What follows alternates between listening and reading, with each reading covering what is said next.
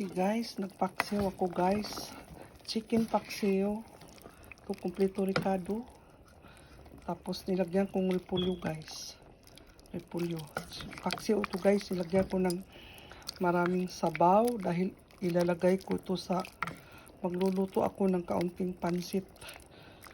Yun. Kasi yung pansit hindi ko walang meat. Yung sauce lang dito sa paksiw. Yun lang, ayaw pala lagyan ng meat. Gusto niya puro gulay lang at saka yung ano. Kaiba yung pansit ko guys kung anong mayroon ako dito. Repolyo, sprout, carrots. Yun lang inilagay ko, no beans. Okay. Paborito ko talaga ito, paksiw.